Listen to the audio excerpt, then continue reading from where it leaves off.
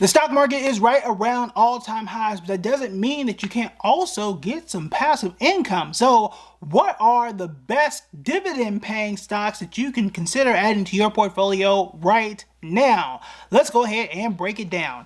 I have 1, 2, 3, 4, 5. I've got 5 stocks for you to look at. The reason I had to count them out because I had some that didn't really make the cut that had to cross off of the list. So I'll start off with Mosaic. The stock symbol here is MOS. They're in the agriculture space. They make phosphates and other stuff I can't pronounce. But the reason why I like it is because it's not in financial services. One of the reasons, rather.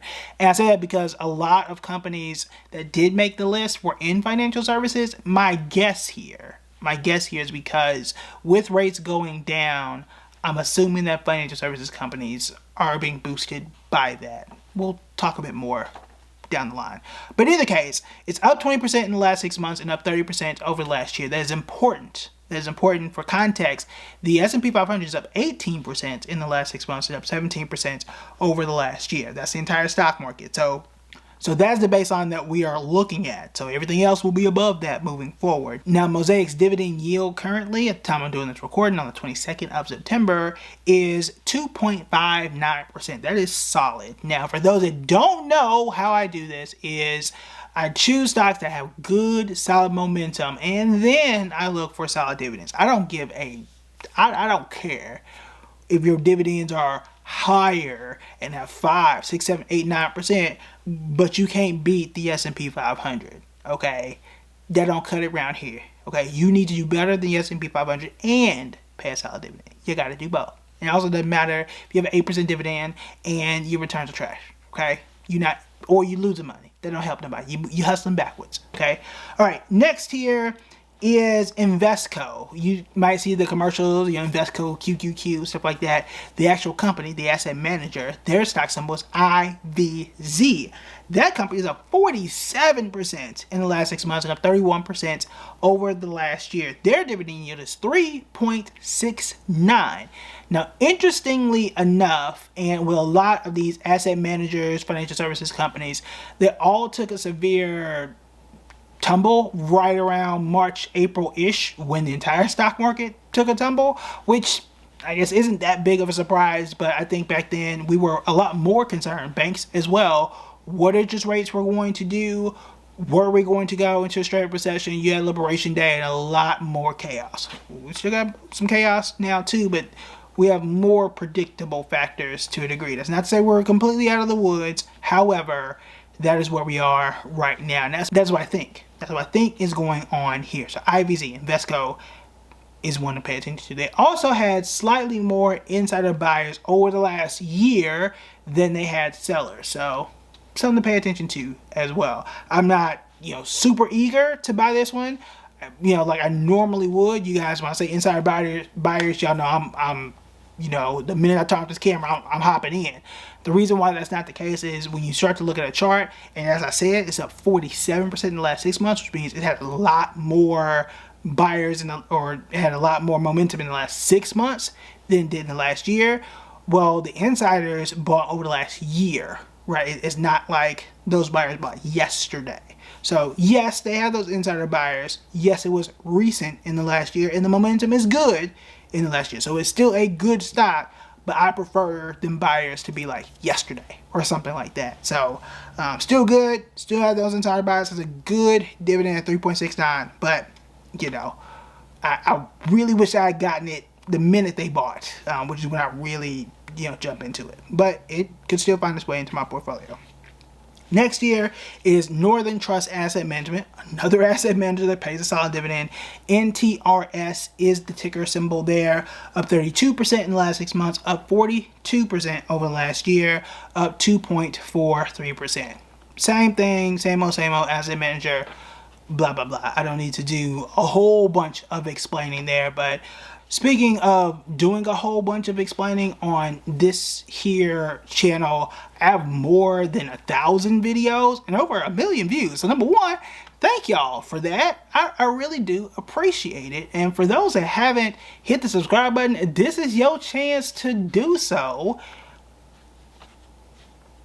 that was a pause. That was a pause for you to go ahead and hit that subscribe button. So yeah, thank y'all for the views. Thank y'all for sticking around. I truly do appreciate it. Next here is Citi. Their stock symbol is just C.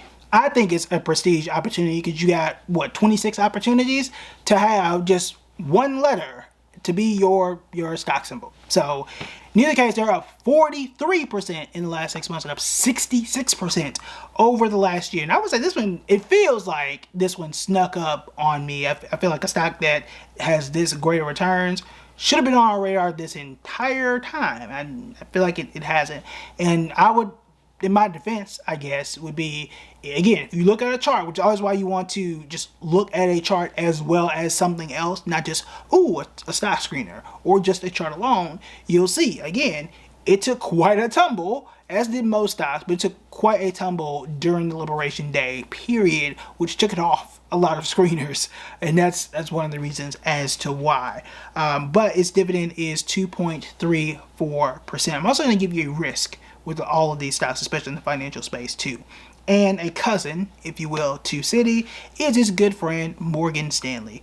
The ticker symbol there is MS.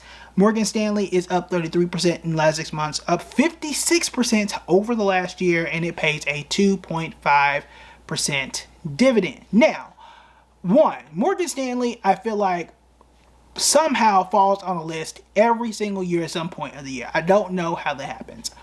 I just feel like it does. Could be something to it. Other than that, though, I'm curious, especially with these asset managers, that would be Invesco, Northern Trust, Citi is also a bank and somewhat of an asset manager, and then Morgan Stanley, which is more of an asset manager, somewhat of an investment bank as well.